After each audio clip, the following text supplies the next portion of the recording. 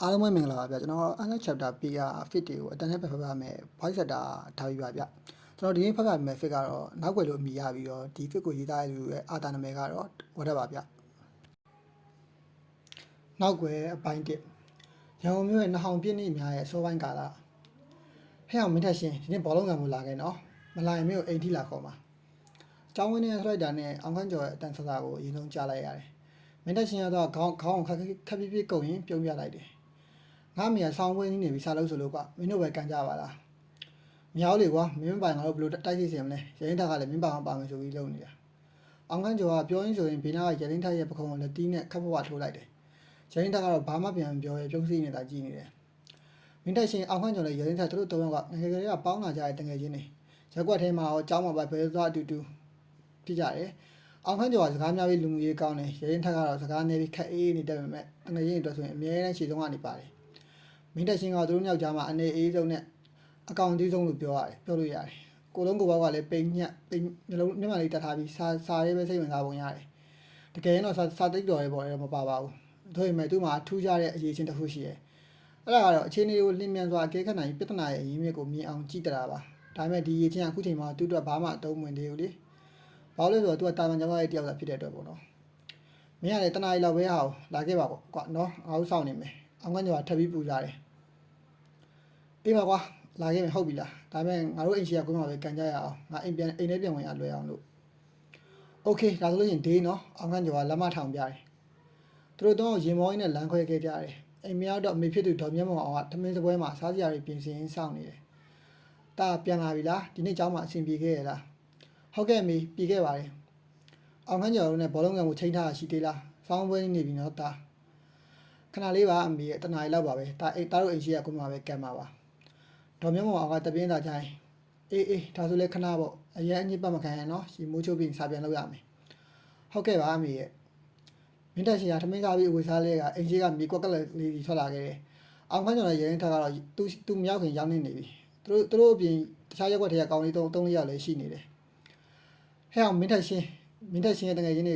ခေါ်တဲ့နာမည်ပြောင်းကတော့ရှင်းတက်။မင်းလာပဲငါတို့လူစုံတော့ရှင်းတက်။အောင်ခန်းကျော်ကအဲ့လိုမျိုးလမ်းអော်တယ်။သူတို့ဘောလုံးစားကန်ရတယ်။မင်းတက်ရှင်ကတိုက်စစ်မှကစားရမယ်လူကောင်တွေတော့ပြိုင်ဘက်အတင်းအကောင်တွေနဲ့ရှင်ကန်ဖို့တက်အင်အားမရဘူး။ဒါပေမဲ့သူရဲ့လင်းမြန်မှုနဲ့အကွက်မြင်မှုတွေကြောင့်တခါတည်းအလင်းငိုင်းမှာကိုသွင်းယူတက်တဲ့လူတွေပါတယ်။ကန်နေကြရင်ခဏကြာမှသူတို့ကစားနေတဲ့ကွင်းပေးနာကိုဆိုင်ကယ်3လေးစီထိုးဆိုင်လာတယ်။ဆိုင်ကယ်ဘောကဆင်းလာတဲ့လူတွေကရုပ်ရည်ကြမ်းတမ်းပြီးလူမိုက်ပုံစံပေါက်နေတယ်။သူတို့တွေကခေါင်းဆောင်ဖြစ်ဟန်တူရဲ့တယောက်သူ့နာမည်ကိုဂုံးလို့ခေါ်ကြတယ်။သူကဘောလုံးကန်နေတာကိုခစ်တာရဲ့ကြည့်ပြီးနောက်အောင်ခန်းကျော်ကိုလက်ညှိုးတို့ကလှမ်းခေါ်လိုက်တယ်။ဟဲ့အောင်ခန်းကျော်ဆိုတာမင်းလား။အောင်ခန်းကျော်ကကြောင်တောင်နဲ့ကြည့်နေဟုတ်ပါတယ်ဘာကိစ္စရှိလို့လဲမသိဘူးခင်ဗျာ။ဘာကိစ္စရှိရမှာလဲမင်းငါးကြီးကြော်မြတ်ကိုမနေ့ကကျောင်းမှာထိုးလိုက်တယ်ဆို။ဂုံးရဲ့တာမားထန်းနေတယ်။အောင်ခန်းကျော်မျက်နှာပြောရတယ်မဟုတ်ပါဘူးဗျကျွန်တော်သူ့ကိုမထိုးပါဘူးသူနဲ့စကားများအောင်လေးပါဟမ်စကားများအောင်လေးဟုတ်လားငါညီပြန်လာမျက်နှာမှာတန်းရရင်နဲ့မင်းတို့လို့ဘယ်ကောင်ထိုးရလဲကွကုန်းကအောင်ခန်းကျော်ရဲ့အင်ကြီးကော်လန်ကိုဆွဲဆောင်လိုက်တယ်ဟာလောက်ကြပါအောင်ဗျကျွန်တော်တကယ်မထိုးပါဘူးအောင်ခန်းကျော်ကအကူကြီးတောင်းသလိုဘေးကိုကြည့်လိုက်တယ်ရင်းကရှေ့တိုးကိုပြင်လိုက်ရင်မင်းထက်ရှင်ကသူ့လက်ကိုအမြန်ဆွဲထားရတယ်ခဏနေအောင်ရဲလင်းအချင်းတွေကိုစောင့်ကြည့်အောင်မင်းထက်ရှင်ရဲ့စိတ်ထဲမှာတခုခုမှားနေပြီဆိုတာကိုသူသိလိုက်တယ်ဒီလူတွေကအောင်ခန်းကျော်အပြစ်မရှိပဲအကြောင်းရှာနေတာဖြစ်ရမယ်ဒါမှမဟုတ်တခုခုအကွက်ကြစီစဉ်ထားရလားသူ့စိတ်ထဲမှာစိုးရိမ်စိတ်တွေကတိုးများလာတယ်ခေါင်းကအောင်ခန်းကျော်ကိုဆွဲခေါ်သွားဖို့လုပ်တော့တယ်ငါနဲ့လိုက်ခဲ့ငါညီကိုတတောင်းမှန်းရမယ်ကျွန်တော်တကယ်မလုပ်ဖြောင်းအောင်ခန်းကျော်ရဲ့စကားမဆုံးရင်ပါပဲခေါင်းရဲ့ပါရိုက်ချာကသူ့ပါပေါ်ကြာရောက်သွားတယ်အောင်ခန်းကျော်ဂျိုင်းသွားပြီးမြေကြီးပေါ်လဲကြတော့မလို့ဖြစ်သွားခဲ့တယ်မင်းလိုက်မှလားမလိုက်ဘူးလားခေါင်းကဒေါသတကြီးနဲ့អော်လိုက်တယ်ရက်ကွက်ထဲကတခြားကောင်လေးကတော့ကြောက်လန့်ပြီးနောက်ဆုတ်ကုန်ကြပြီရလင်းထက်ကဒေါသကြောင့်မျက်နှာတွေหนีရဲနေပြီးခုံးကိုပြန်ချဖို့တာဆူနေတယ်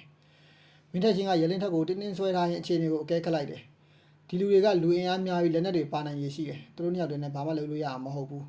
အောင်ခန်းကျော်ကိုကယ်နိုင်ဖို့တခြားနည်းလမ်းစဉ်းစားရမယ်ခဏလေးနေပါအောင်ကိုတို့မင်းထက်ချင်းကရှေ့ထွက်ပြီးအတန်တုံနဲ့ပြောလိုက်တယ်ကျွန်တော်တငယ်ချင်းကတကယ်ဘာမှမလုပ်ပါဘူးတခုခုနားလည်မှုလွဲနေမှာပါ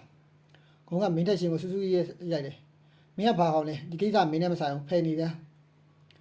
်ဆိုင်ပါလေဗျာသူကကျွန်တော်တငယ်ချင်းပါကျွန်တော်အေးအေးညှိနှိုင်းလို့မရဘူးလားခင်ဗျာညှိနှိုင်းကြရမလို့ဒီကောင်ငါနဲ့လိုက်ခဲ့ရမယ်ကိုကအောက်ခန်းကျော်ကိုဆိုင်ကယ်ပေါ်ဆွဲတင်မှုကြိုးစားတယ်အောက်ခန်းကျော်ကအတင်းရုံးကန်နေတယ်ရလင်းထက်ကလည်းမင်းထက်ရှင်ရဲ့လက်ကိုဖြုတ်ချပြီးဂုံးဝင်လူတယောက်ကိုဝင်လုံးတော့တယ်ဟဲ့အောင်နေဘာလုပ်တာလဲကွာဂုံးရဲ့လူတွေကဝင်လာပြီးရလင်းထက်ကိုဝိုင်းရိုက်ကြတယ်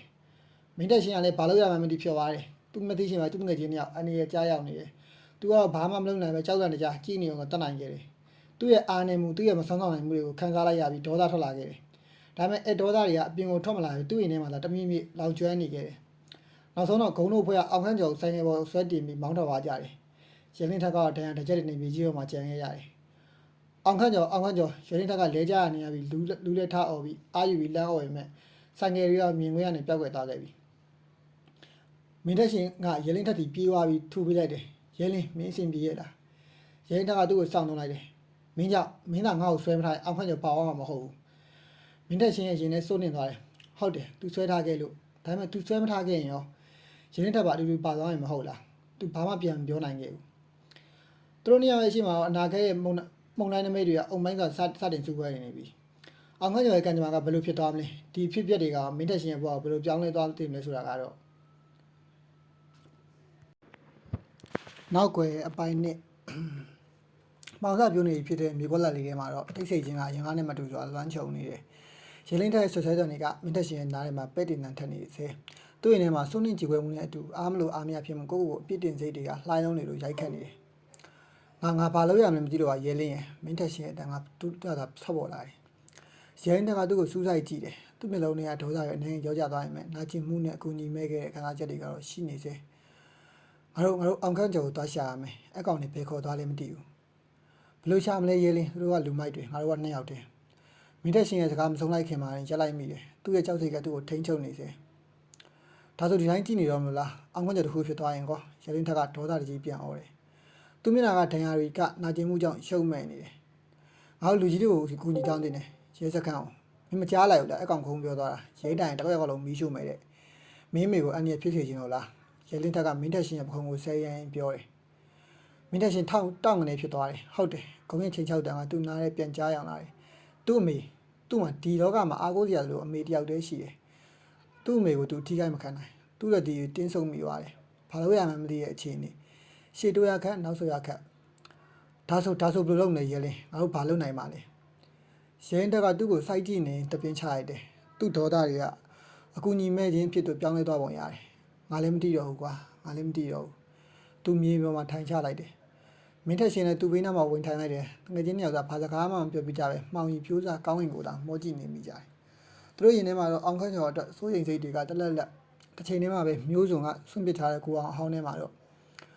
အောင်ခန့်ကျော်တယောက်ကျိုးတုပ်လျက်သားမြေပေါ်မှာဒူးထောက်ထိုင်နေရတယ်သူ့မျက်နှာမှာဒဏ်ရာတချက်တွေအပြည့်နှာခမ်းထောက်ကတွေးရအောင်၆စားပြုတ်နေပြီသူ့ရှိမှာတော့ဂုံကခုံတုံးပေါ်မှာခြေချိန်စီကရက်ကိုဖွာရှိုက်နေတယ်သူ့ဘေးမှာဒါဘီနဲ့တခြားလူမိုင်းတွေကလက်ပိုက်ရက်ကြည့်နေကြတယ်ကျော်မြတ်ဆိုတဲ့ကောင်လေးကတော့ဂုံရဲ့နောက်မှာမတ်တက်ရင်အောင်ခန့်ကျော်ကိုအညိုတကြီးနဲ့စိုက်ကြည့်နေပြောစမ်းမင်းကညီကိုဘာလို့ထိုးရလဲဂုံကစီကရက်မိကိုတွေကိုမှုတ်ထုံရင်အေးဆက်စွာမေးလိုက်တယ်ကျွန်တော်တကယ်မထိုးပါဘူးကိုကြီးရဲ့ပြားစုပါတယ်သူနဲ့စကားများအောင်လေးပါအောင်ခန့်ကျော်ကအတန်တုံနဲ့တောင်းမှန်တယ်လို့ပြောတယ်ဖြောင်းဆိုတဲ့တန်နဲ့တူဂုံရဲ့လက်ရဲစက်ရဲ့တပည့်ဒါဘီကအောင်ခန့်ကျော်ရဲ့ပါးကိုနောက်တစ်ချက်ထပ်ရိုက်လိုက်တယ်ငါ့ကိုမင်းကြီးကကောင်းဖြေလေကွာဒါဘီကအော်တယ်အောင်ခန့်ကျော်ရဲ့ခေါင်းနဲ့မိုက်ကနေပြောသွားတယ်တကယ်ပါဗျာကျွန်တော်လိန်ပြောနေရမှာမဟုတ်ပါဘူးဂုံကခုံမွားရင်ထားလာပြီးအောင်ခန့်ကျော်ရဲ့မေးလေးကိုဆွဲမလိုက်တယ်မင်းလိန်နေရငါတီးတယ်မင်းလုံးတွေကတက်တီးပဲမင်းတို့ကမင်းညှော့ထားတဲ့လူចောင်းသားတွေကိုငါအတီးဆုံးပဲငါညီကိုထိုးရုံနဲ့မကောက်သူ့စီကပတ်စံမှာလူပြေးသေးရဲ့ဆိုဟုတ်လားဗျာမဟုတ်ရပါဘူးဗျာကျွန်တော်ပတ်စံလည်းမလူရပါဘူးအောင်ခန့်ကျော်ကအလန့်ရညှိလိုက်တယ်ဒီလူတွေသူ့ကိုမဟုတ်မှန်ဆွဆွဲနေမှတီးလိုက်ရပြီဒါပေမဲ့ဘာကြောင့်လဲကျော်မြတ်ဟုတ်လားမဟုတ်လားပြောလိုက်စမ်းဂုံကတူးညီပါလှည့်မိတယ်ကျော်မြတ်ကချက်ချင်းကောင်းကြည့်ပါတယ်ဟုတ်တယ်ကိုကြီးသူကျွန်တော်တို့ထိုးပြီးပတ်စံအိပ်ပါလူသွားတာမင်းဘာလို့လိန်ပြောရလဲအောင်ခန့်ကျော်ကမယုံနိုင်စောអော်လိုက်တယ်ဘာကွာဒါကြီးကအောင်ခန့်ကျော်ရဲ့ဘိုက်ကိုဒူးနဲ့ဆောင်းကန်လိုက်တယ်အောင်ခန့်ကျော်နာကျင်မှုကြောင့်အင်ကနေអော်ရင်ရှေ့ကိုကုန်းကြပါတယ်မင်းကငါညီကိုပြန်អော်ရဲတယ်ဟုတ်လားခုံကအောင်ခန့်ကျော်ပြင်ကိုစောင်းဆွဲပြီးခေါင်းကိုမော့စီလိုက်တယ်မင်းကိုတင်ကန်းစာကောင်းပေးမှရတော့မယ်ခုံကသူ့လူတွေကိုမျက်ရည်ပြလိုက်တယ်ဒါဘီနဲ့တခြားလူမိုက်တွေကအောင်ခန့်ကျော်ကိုဝိုင်းရိုက်ကြရတယ်လက်တီးတွေချောက်တွေနဲ့အားကိုရိုက်နှက်ကြတယ်အောင်ခန့်ကျော်ရဲ့နာကျင်သောအဟိညီညူတန်တွေကကိုတော်အဟောင်းထဲမှာပဲ့တင်ကန်ထက်နေတော်ကြပါတော့ဗျာကျွန်တော်တောင်းပန်ပါတယ်အောင်ခန့်ကျော်သွေးအလိမ့်နဲ့ခြားကအတန်ပြော့နဲ့တောင်းပန်နေဒါပေမဲ့ဂုံတို့ဖွဲ့ကရက်တက်မသွားခဲ့ဘူးသူတို့ရိုက်နှက်မှုတွေကပိုပြီးပြင်းထန်လာတယ်အောင်ခန့်ကျော်ရဲ့အော်တန်တွေကတဖြည်းဖြည်းတိုးလျသွားတယ်သူ့မျက်လုံးတွေဝေဝါးလာတယ်သူ့စိတ်ထဲမှာတော့မင်းထက်ရှင်းတဲ့ရင်းထက်ရဲ့မျက်နှာတွေသူ့မိရဲ့မျက်နှာတွေကိုသာမြင်အောင်နေမိတယ်ငါ့ကိုကယ်ကြပါဦးသူ့ရဲ့နောက်ဆုံးအားရည်နဲ့တိုးလေးရေရွတ်လိုက်တယ်ဂုံကရိုက်နှက်နေတာကိုရပ်ဖို့ချက်ပြလိုက်တယ် အောင်ခန့်ကျော်သူ့ရဲ့နေမှာမလုံးမရက်လဲကျနေပြီသူ့ရဲ့အသက်ရှူတန်းကအရန်ကိုတိုးလျနေတယ်ဒီကောင်တည်တော့မယ်ထင်တယ်ဒါကြီးကပြောတယ်ခေါင်းကအောင်ခန့်ကျော်ရဲ့အသက်ရှူတန်းကိုဆန်းလိုက်တယ်ပြီးတော့ခက်မမဲ့ပြုံးလိုက်တယ်ဇနောက်လေးတော့မတိလောက်သေးပါဘူးဒါပေမဲ့ဒီတိုင်းထားရင်တော့မလွယ်ဘူးသူ့ဒီနားချောက်ထဲတွားပစ်လိုက်ကွာဘယ်သူမှသူ့ကိုရှာလို့မတွေ့စင်နဲ့ဟုတ်ကဲ့ကိုကြီးဒါပြီးကသူ့လူတွေကဒါပြီးနဲ့သူ့လူတွေကတတိမင်မျောနေအောင်ခန့်ကျော်ကိုတဲမှပြီးကိုရောင်ပြင်ဘက်ကိုထွက်သွားကြတယ်ကြောင်မြတ်ကကြောက်လန့်ကြရင်သူ့နောက်လိုက်ကြည့်နေမိတယ်ခေါင်းကစီကူရက်လိတ်ကိုထပ်မင်းညင်ကျင်းတဲ့လိုပြုံးလိုက်တယ်သူ့တော့ဒါတာမှကိစ္စတစ်ခုတတာပဲသူ့ညီကိုထီရဲတဲ့ကောင်သူ့လမ်းကိုပိတ်ချုပ်တဲ့ကောင်တွေကိုဒီလိုပဲရှင်းပြနေကြဒါပေမဲ့ तू မသိလိုက်တာကဒီအဖြစ်အပျက်ကသူ့အတွက်ရောတခြားလူတွေတက်ပါကြီးမားတဲ့အကျိုးဆက်တွေကိုတည်ဆောင်နိုင်မယ်ဆိုတာကိုပဲနောက်နေ့မနက်မှာတော့ main တက်ရှင်တယောက်ညကတညတော့အိမ်ပြောခဲ့သူ့မျက်လုံးတွေကကျင်းဆက်နေပြီးခေါင်းထဲမှာလည်းအောင်ခန့်ကျော်ရဲ့ပုံရင်းတွေကပြည့်နှက်နေတယ်သူရဲရင်ထက်ကိုဖုံးဆက်ကြည့်ရင်မကိုင်းသူစိုးရင်စိတ်တွေပိုတိုးလာတယ်ចောင်းတော်ကိုပြင်ဆင်နေပြီးအိမ်ကထွက်လာတော့ရဲလင်းထက်ကသူ့အိမ်ရှိမှာစောင်းကြည့်နေတယ်ရဲလင်းထက်မျက်နှာညကထက်ပိုပြီးဖူးရအောင်မျိုးလုံးတွေကရဲတွတ်နေအောင်ခန့်ကျော်ကိုရှာတွေ့ပြီလား main တက်ရှင်ကအပြေးလေးမိလိုက်တယ်ရဲလင်းထက်ကခေါင်းခါပြတယ်သူ့မျက်နှာကတုံးမောင်းနေမတွေ့သေးဘူးငါသူ့အိမ်ကိုတားမေးကြည့်သူ့အမေလည်းတညာလုံးစိတ်ပူနေတာဂုံတို့ဖွဲ့ကိုလိုက်ရှာသေးဘာမှရိပ်အောင်မတွေ့ဘူးသူတို့ညစကားပြောနိုင်မဲ့အကြောင်းကိုတူတူရှောက်လာခဲ့ကြတယ်အကြောင်းတော့လေစားရဲစိတ်မရောက်အောင်ခန့်ကျော်ရဲ့ခုံလေးကြီးကိုကြည့်ရင်ထဲမှာဟာတတာဖြစ်နေနေ့လေကျောင်းစင်းချိန်မှာသူတို့ရက်ွက်တွေကလူကြီးတယောက်ကသူတို့စီအပြေးလွှားရောက်လာတယ်သူ့မျက်နှာကထိန်းထန်းတုံလုံးနေမင်းထက်ရှင်းရဲလင်းထက်မင်းတို့ငယ်ချင်းအောင်ခန့်ကျော်မျိုးစုံက6ထဲမှာမင်းတက်ရှင်နဲ့ရဲရင်တို့ရင်နဲ့ဒိန်းရင်နဲ့ဖြစ်သွားတယ်သူတို့အဲ့လူကြီးရဲ့နောက်ကိုအပြေးလိုက်သွားကြတယ်မြို့စုံက6ကမ်းမအဆက်မှာတော့လူတွေဝိုင်းအုပ်နေကြတယ်ရဲတွေကလည်းရောက်နေပြီသူတို့ကလူအုပ်ကိုတိုးဝေပြီးရှေ့ကိုရောက်သွားတဲ့အချိန်မှာတော့သူတို့မြင်လိုက်မြင်ကြောင်သွေးပြတ်မတက်ဖြစ်သွားကြတယ်ကြောက်အောက်ဘက်မှာပက်လက်အနေထားနဲ့သွေးလင်းလင်းဖြစ်နေရုပ်လောင်းတစ်ခုအဲ့ဒါအောင်ခန့်ကျော်မှာအောင်ခန့်ကျော်အစ်စ်သူရဲ့ရုပ်တင်ကရိုင်းနေခံထားရတဲ့ဒဏ်ကြောင့်ပျက်စီးနေမှသူတို့ငယ်ချင်းမှန်တိတာနေတယ်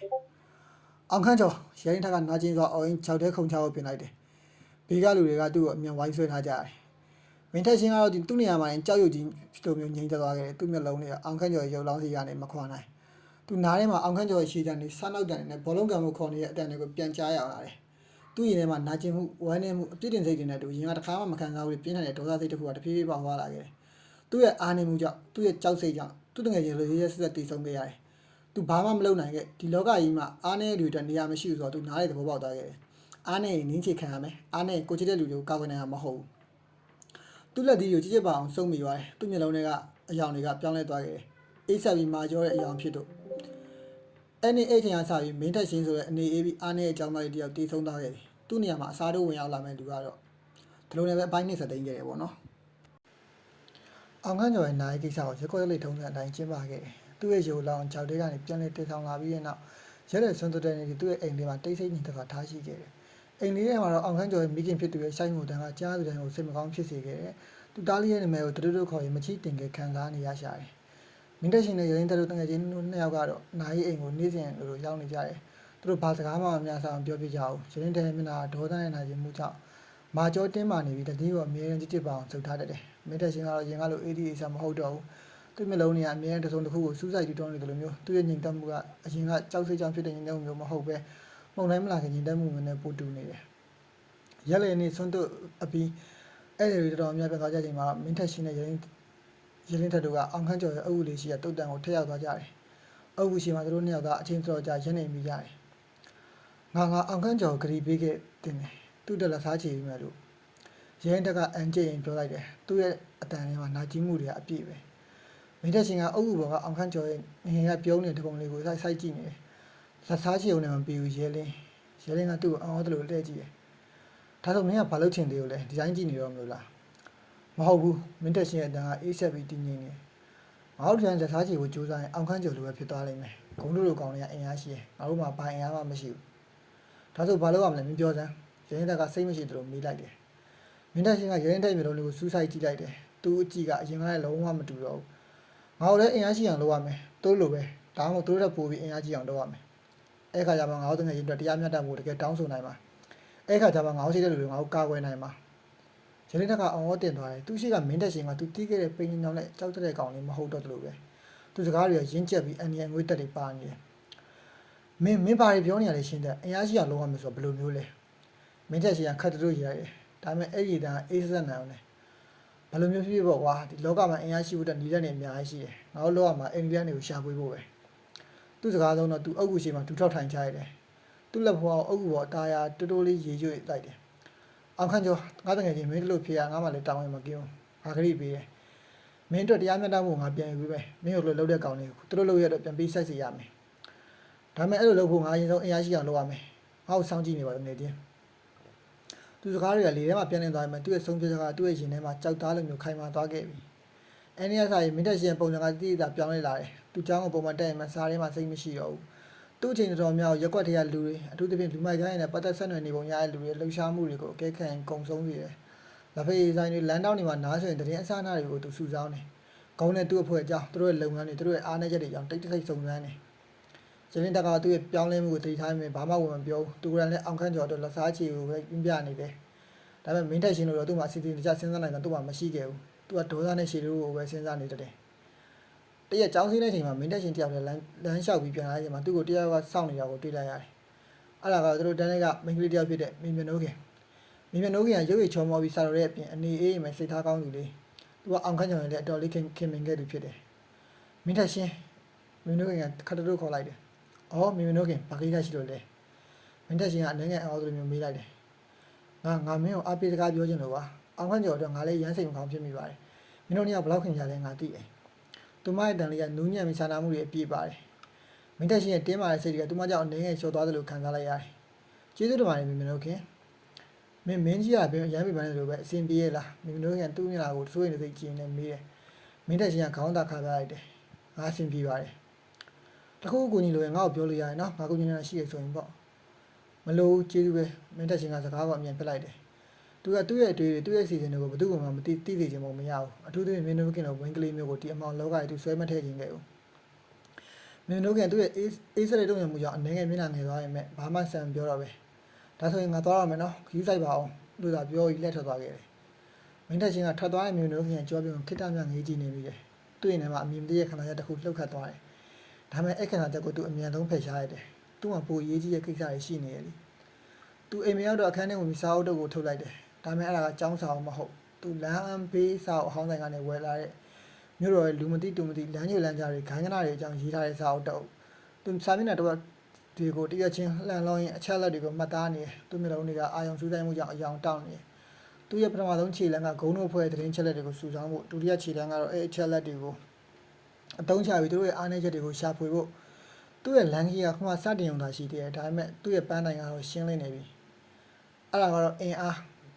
ဘဒူးမှတော့သူ့ကိုသူချစ်ခင်တဲ့သူတွေကိုထိပါလို့မရမယ့်အင်အားကိုပိုင်ဆိုင်နိုင်ဖို့အတွက်ပဲဖြစ်တယ်အဲ့လိုနဲ့ပဲအပိုင်း3လေးကစသိမ်းခဲ့တယ်အချိန်ကြီးတည်းကုံဆုံးသွားရင်မဲ့အောင်ခန်းကြောင့်မရှိတော့တဲ့ဟာတတာဖြစ်မှုကတော့မင်းတက်ရှင်နဲ့ရင်းတက်တို့ရဲ့ရင်ထဲမှာရောပါသွားခြင်းမရှိဘူးအထူးသဖြင့်မင်းတက်ရှင်ရဲ့အတွက်တော့အောင်ခန်းကျော်ရဲ့ရိတ်တွေကနေရာတိုင်းလိုမှရှိနေတယ်ကျောင်းသွားရလမ်းသူတို့နဲ့တူဘောလုံးကန်နဲ့မြေကွက်လက်အတန်းလေးကသူ့ရဲ့ခုံလို့အရာအလုံးကဝမ်းနဲ့စရာအမှတ်တရတွေကိုပြန်လည်နှိုးဆွပေးနေတယ်တနေ့မှာမင်းတက်ရှင်ကြောင့်အောင်ခန်းကျော်ရဲ့မိခင်ဒေါ်သင်းနိုင်ကိုအားပေးစကားပြောသူ့အိမ်ကိုရောက်သွားခဲ့တယ်ဒေါ်သင်းနိုင်ကတားဖြစ်သူရဲ့အမှတ်တရပစ္စည်းတချို့ကိုတင်းကျဲနေရတာနဲ့သူ့ကိုတွေ့ရမျက်ရည်တွေဝဲတက်လာတယ်တာမင်းတက်ရှင်လာထိုင်အောင်သူမကအတင်းတော်နဲ့ဖိတ်ခေါ်တယ်မင်းတက်ရှင်အိမ်ထဲဝင်တော့အရင်ကအောင်ခန်းကျော်ရှိတယ်ကလို့စူညံမနေတော့ပဲတိတ်ဆိတ်၆ကပ်နေတာကိုတတိထားမိလိုက်တယ်နေရာမှာချိန်ထားတဲ့အောင်ခန်းကျော်ရဲ့ပြုံးရှင်နေတဲ့ပုံကြီးကသူ့ရင်ကိုစိုးနှင်းနေတယ်အန်ဒီအဆင်ပြေရလားမင်းတက်ရှင်ကအားနာစွာမိလိုက်တယ်ဒေါ်စင်နိုင်ကခေါင်းကိုခပ်ပြပြခါရင်ပြေပါလို့ပြောအောင်ပေါ့တားရဲ့ဒါပေမဲ့အန်ဒီရင်ထဲမှာတော့သူကဘာစကားမှဆန်ပြောနိုင်မဲ့ရှိုက်ကြီးတင်ငိုချလိုက်တယ်မင်းတက်ရှင်ဘာပြောမှမှသူမသိဘူးသူလုံးနေတာသူမပြီးမှတိတ်ကလေးထိုင်နေပြီးလို့လာရှိတယ်ခဏကြောဒေါ်စင်နိုင်ကမျက်ရည်တွေကိုတုပ်ရင်စားအဟောင်းလေးတအုပ်ကိုသူ့စီကိုထိုးပြီးဒါအောင်ခန်းကျော်ရဲ့ဒိုင်ယာကြီးစားလေးတာသူစေရန်စားတဲ့ကလေးကရေးထားတာသူ့အခန်းချင်းအန်ဒီတွေ့လို့ဒါကသူ့အချစ်ဆုံးငယ်ချင်းဆိုတော့ဒါလေးကိုတင်ထားစီခြင်းတယ်သူ့အမှတ်တရပေါ့ကွယ်မင်းတန်ချင်းကစာအုပ်လေးကိုတုံရင်နေတဲ့လက်တွေနဲ့လှမ်းယူလိုက်တယ်စာအုပ်မျက်နှာဖုံးကအနှင်းငယ်ဟောင်းနှမ်းနေပြီးတော့တောင်စွန်းတွေကကွာနေပြီသူ့ရင်ထဲမှာလှိုက်ကနေဖြစ်သွားတယ်ကျေးဇူးတင်ပါတယ်အန်ဒီသူကဒေါ်စင်နိုင်ကိုနှုတ်ဆက်ပြီးအိမ်ပြန်လာခဲ့တယ်အခန်းတကားကိုပိတ်ခရီးမော်ထိုင်းစာအုပ်လေးကိုဖွင့်လိုက်တယ်ပထမဆုံးစာမျက်နှာမှာအောင်ခန်းကျော်ရဲ့လက်ယူဝိုင်းလေးတွေကိုနဲ့ရေးထားတာကဒီနေ့ဆယ်တန်းကျောင်းသားကြီးဖြစ်ပြီကွငါမင်းထက်ရှင်ရင်းထက်3ယောက်တစ်ခန်းထဲကြာတော့ပြောဖို့ကောင်းတယ်ဒီနေ့တော့ငါတို့တကယ်ချင်း3ယောက်အောင်မြင်မှုတွေအတူတူဖန်တီးကြမယ်ငါကတော့စီးပွားရေးလုပ်ငန်းရှင်ဖြစ်နေတယ်မင်းထက်ရှင်ကသူ့အကိမ်းပါမှုနဲ့စုံတောက်ကြီးဖြစ်မလားပဲရင်းထက်ကတော့စစ်သားကြီးဖြစ်မှသိရတယ်မင်းထက်ရှင်ရဲ့မျိုးလုံးထဲမှာမျက်ရည်တွေပြည့်တက်လာတယ်သူတို့ရဲ့နာဂတ်အိမ်မက်တွေ အခုတော့အောင်ခန့်ကျော်ရဲ့အိမ်မက်ကသူ့လက်ရည်နဲ့ဒီစာမျက်နှာမှာပဲရက်တန့်သွားခဲ့ပြီသူစာမျက်နှာကိုတရွေချင်းဆက်လန်ကြည့်ဖတ်ကြည့်မိတယ်အောင်ခန့်ကျော်ကသူ့ရဲ့နေစဉ်ဘဝအကြောင်းတွေတငယ်ချင်းတွေနဲ့ပျော်ခဲ့ရတာတွေတခါလေစိတ်ညစ်စရာလေးတွေကိုရေးထားတယ်တနေရာမှာတော့ဒီနေ့ရေလေးထက်တယောက်ရက်ွက်တွေကတောင်းနေရန်ဖြစ်တယ်ငါနဲ့မင်းထချင်းရောက်သွားတော့တော်သေးတယ်မင်းထချင်းကအချင်းတွေကိုကြည့်ပြီးလူကြီးတွေကိုချိန်ပြီးတောခေါ်လို့ပြဿနာမကြည့်သွားတာငါတို့သုံးနေမှာသူကအားနေဆုံးပေါ့ပေါ့မယ်တကယ်တော့သူကအချင်းတွေကိုထိနိုင်ဆုံးမယ်ငါသူ့ကိုအားကြတယ်တနေ့ငါတို့နှစ်ယောက်ကိုသူပဲဥဆောင်သွားမလားပဲမင်းထချင်းရဲ့ရေဘတ်တွေကနာကျင်မှုကပိုဆိုးလာတယ်အောင်ခန်းကျော်ကသူ့ကိုတလောက်ယုံကြည်ခဲ့ရလားသူအဲ့ဒီယုံကြည်မှုကိုထိုက်တန်အောင်လုပ်နိုင်ခဲ့ရလားအဖြစ်အပျက်ဖြစ်တဲ့နေ့ကသူ့သားနည်းနည်းလေးပိုတတိရှိခဲ့ရင်နည်းနည်းလေးပုံမြန်စံတုံ့ပြန်နိုင်ခဲ့ရင်သူစာမျက်နှာတွေကိုကြော်ဖွက်လိုက်တယ်နောက်ဆုံးရေးထားတဲ့စာမျက်နှာမှာတော့စာကြောင်းတစ်ယောက်ကသူ့အာရုံကိုဖမ်းဆသွားတယ်မြင်မြင်လို့ခင်ကတကယ်ချစ်ဖို့ကောင်းတာပဲငါသူ့ကိုသဘောကျမိနေပြီလားမသိဘူးဒါပေမဲ့ငါ့လောက်ကောင်ကိုသူကပြန်သဘောကျပါမလားငါမှဘာမှပြေးတော့ရှိတာမဟုတ်တာမင်းတက်ရှိရဲ့လက်တွေကတုံသွားတယ်အောင်ခန့်ကျော်ကမြင်လို့ခင်သဘောကျနေခဲ့ရလားသူတာကိုလုံးဝမသိခဲ့ဘူးမြင်မြင်လို့ခင်သူ့ကိုလာအားပေးတော့ကသူ့ရဲ့အေးစတဲ့တုံ့ပြန်မှုတွေကိုပြန်တွေးမိပြီးသူ့ကိုယ်သူအပြစ်တင်မိပြန်တယ်အောင်ခန့်ကျော်သာရှိနေတယ်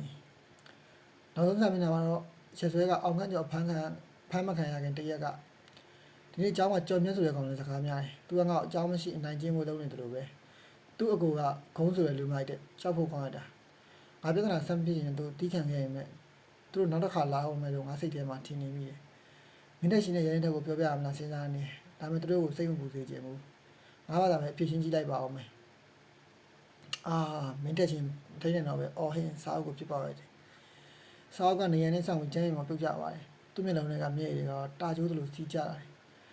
်ဘာလို့လဲအောင်ခန့်ကျော်ဘာလို့ငါတို့ကမပြောရဲခဲ့ရလဲဘာလို့တယောက်တည်းခံစားနေရလဲသူကျန်းမြေမှာဒူတော့ထိုင်ကြရင်ရှာကြီးနေငိုကြွေးနေပြီးတော့တယ်သူ့ရဲ့နာကျင်မှုဝမ်းနည်းမှုအပြစ်တင်စိတ်ဒေါသခံစားချက်ပေါင်းစုံကသူ့ရင်ကိုဆွဲထုတ်နေတယ်လို့ပဲ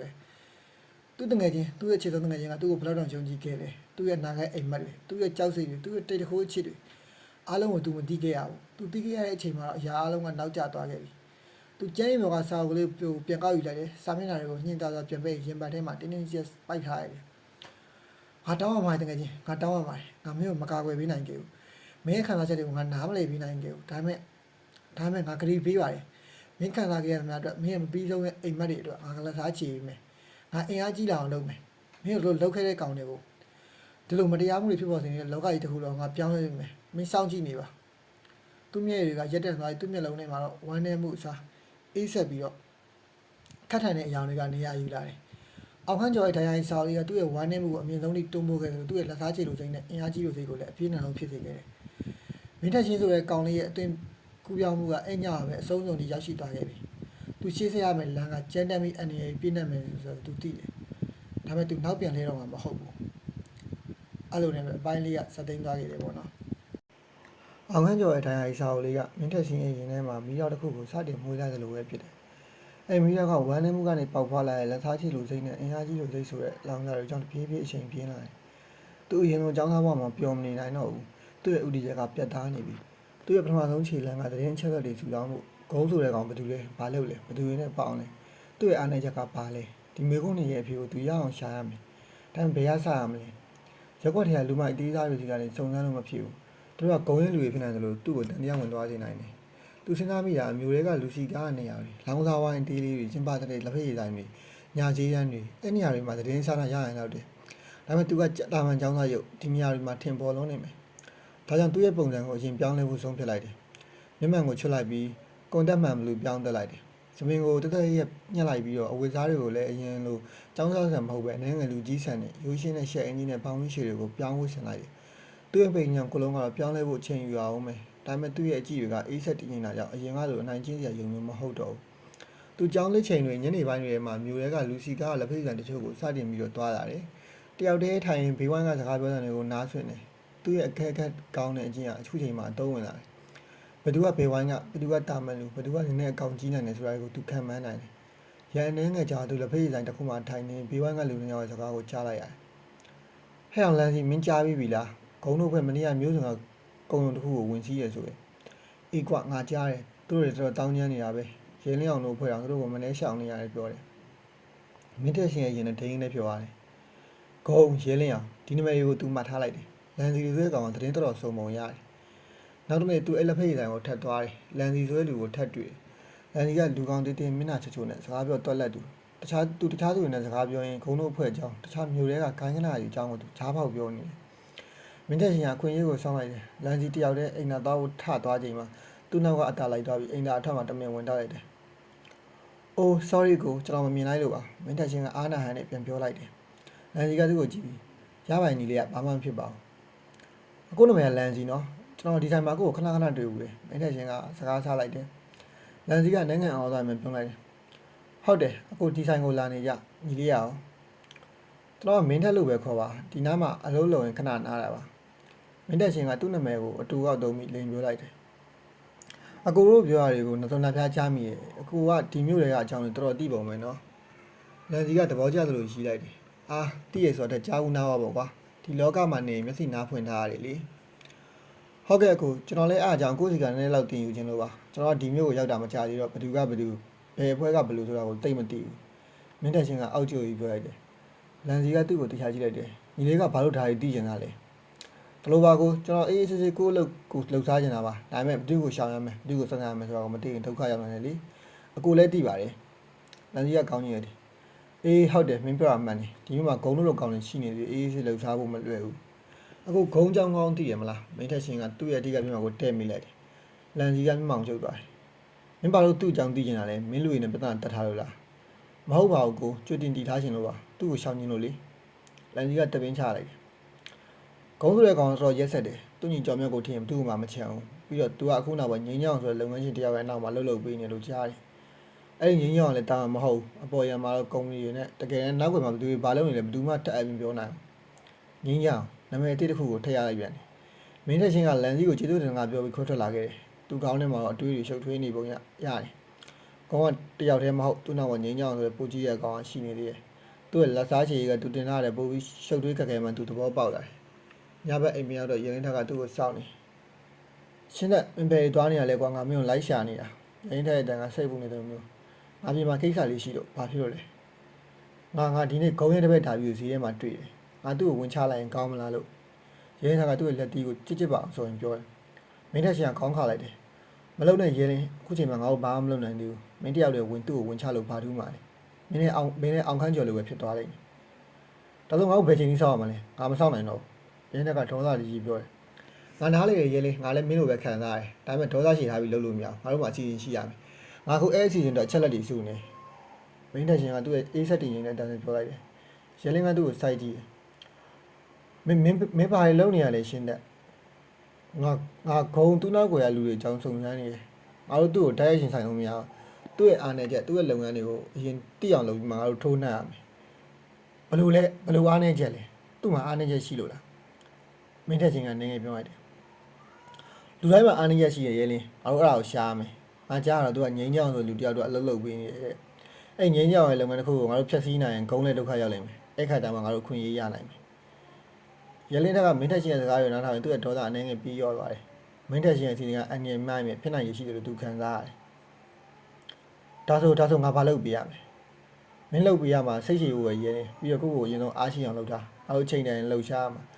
အဲ့ချိန်ကျရင်မင်းရဲ့အားမှန်တွေလူလိမ့်မယ်အခုလောဆယ်တော့ငါ့ကိုယုံပြီးစောင့်နေပြီရလင်းကခေါင်းချင်းလိုက်တယ်သူမင်းတက်ရှင်ကိုယုံကြည်တယ်အရင်ကတငယ်ချင်းမျိုးညောင်လေးမဟုတ်တော့ဘူးအခုကမင်းတက်ရှင်ရဲ့မျိုးလုံးတွေမှာခိုင်မိုင်းဆုံးမြတ်တွေကိုသူမြင်နေရတယ်မင်းတက်ရှင်ကသူ့အခန်းထဲပြန်ဝင်သွားပြီးစားကြောမှာသူတိရတဲ့နာမည်တွေအချက်လက်တွေကိုရေးချလိုက်တယ်ဂုံကျော်မြတ်ဒါပြီးငိမ့်ရအောင်ရဲလင်းအောင်ဒီကုံရက်ကသူတင်ထားတဲ့ပူကြီးကြီးတယ်ဒါပေမဲ့သူ့စိတ်ထဲမှာကြောက်စိတ်အသာစိန်ခေါ်လူစိတ်ကပြင်းထန်လာတယ်သူ့ရဲ့ပထမဆုံးဖြစ်မှကငိမ့်ညောင်းရဲ့လုပ်ငန်းတစ်ခုဖြစ်ရမယ်။ဘာလုပ်ငန်းလဲဆိုတာကိုသူဆက်လက်စုံစမ်းအောင်မယ်။သူ့ရဲ့မဲလိုက်ပွဲကအခုမှတကယ်စတင်တော့မှာ။မဲလိုက်ပွဲစတင်နေနေပဲအပိုင်းကားလေးရဲ့ဆက်သိမ်းသွားခဲ့။